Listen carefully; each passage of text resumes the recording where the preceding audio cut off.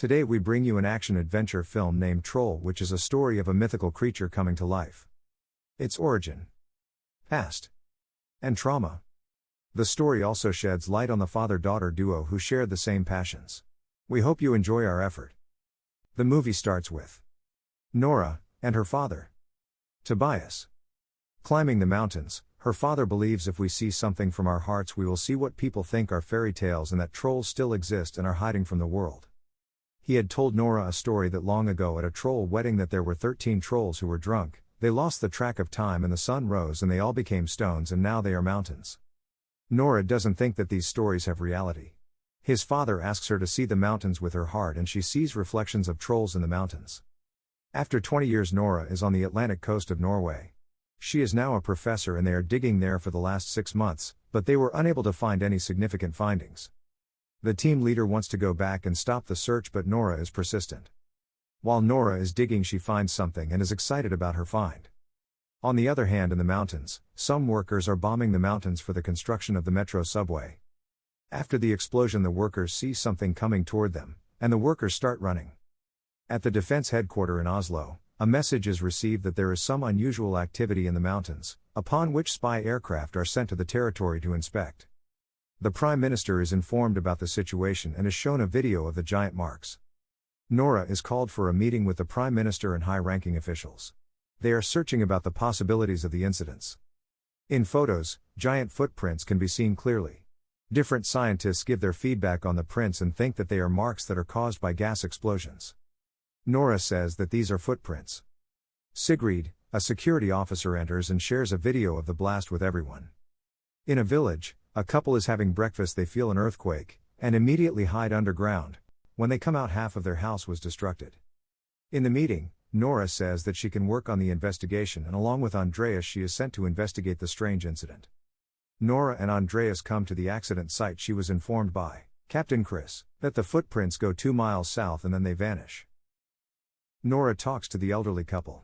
The old man tells her that he was unable to see clearly as it was dark. The old lady tells her that there was a howling sound. Nora and Andrea along with the army officer inspect the area where the footprints stop. Nora takes them to her father, and he shows them pictures of troll and tells them that in 1943, there was a metro being built at that time. Something came out of the mountains but it was difficult to understand, as the government didn't want the truth to come out. Nora tells her father that today also something came out of the mountains. She makes her father watch the video also. Nora's father tells them that 1,000 years ago trolls were free. And humans were not allowed to talk to them. The last time when the trolls came out Tobias knew the truth but he was declared mad and was sent to a mental hospital. They reach the place where the footprints vanished. Tobias starts examining the rocks. Suddenly black clouds come and Nora sees an eye. It really was a troll. They barely escape the troll and get in the aircraft. The video of the troll is broadcasted to the defense headquarters. When they all reach the military headquarters Tobias informs the officials about Troll's existence but no one believes him. And the defense minister kicks him out. Nora asks the Prime Minister for some time to understand all this but the Prime Minister says that they don't have much time, and that's why the military will take care of it. Nora says goodbye to her father and is about to leave when his father says to him that she should not back off. Nora asks Captain Chris to take them with him to which he agrees. They are informed about the location of the troll.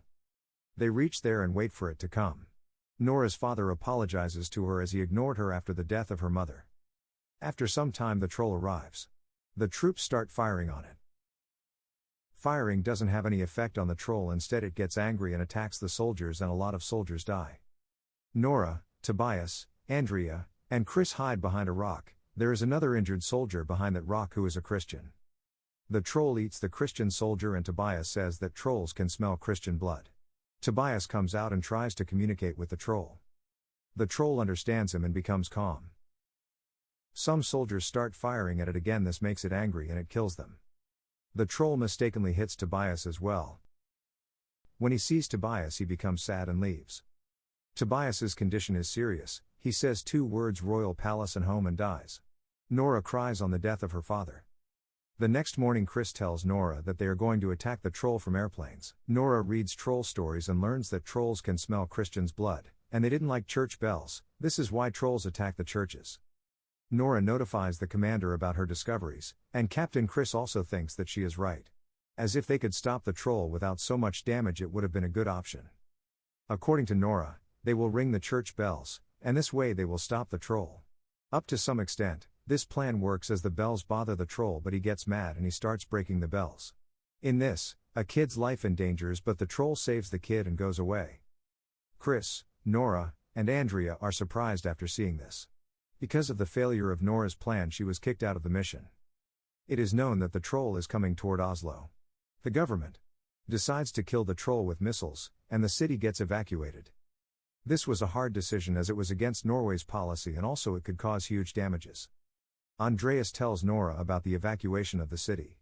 Nora can't understand why the troll is coming toward the city, as she believes that there has to be some reason behind it. Nora remembers that her father said something about the royal palace, and Nora decides to visit the royal palace. There she meets Rikard Sinding, as he is the palace's administrator. Sinding tells them that it was considered to be good luck to build the royal palace on another king's home. He also adds that this cave was found in 1920 when the subway work was in progress, and once again 12 years ago, and this is when Nora's father came to know about the reality. During Christianization, the king removed everything that was against the religion. Before the construction of the palace, it was the house of the king of trolls.